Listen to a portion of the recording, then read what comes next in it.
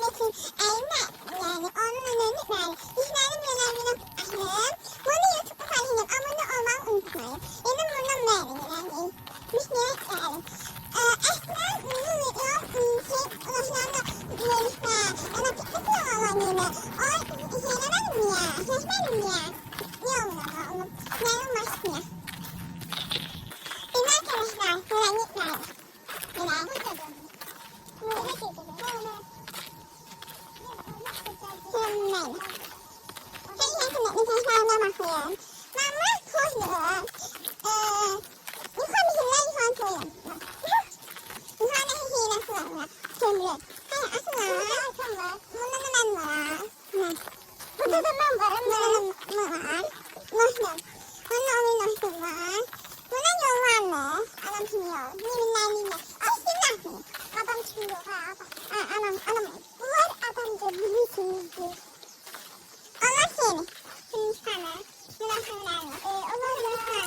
Yemem. Bunlar hayvan buna. Yemesin bunlar. Bu ne? Ha, benim de öğrendim. Gönlüyorum. Bakın bir. Hepsi ne? Hepsi ne? O da... Hepsi ne? Benim bir... Kendine... Ona... Ahiyem. Yani yapmışlar. Ama annenin yakınlarını yapmayayım. Ama kızlarım çocuk diye biz yolu çocuk. Ben torunun yanına çok seviyorum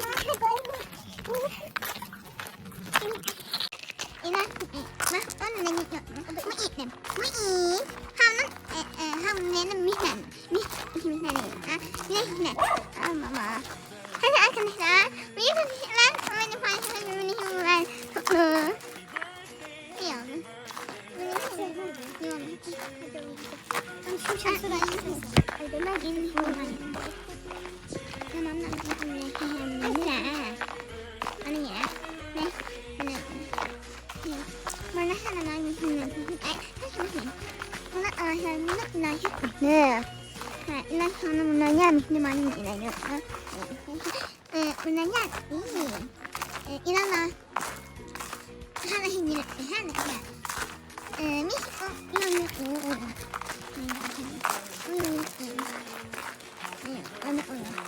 Ano na lang yun.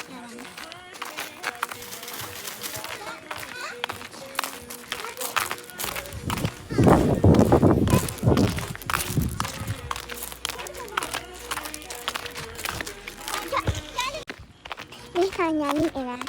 Öyle yani kanala abone olma. Nasıl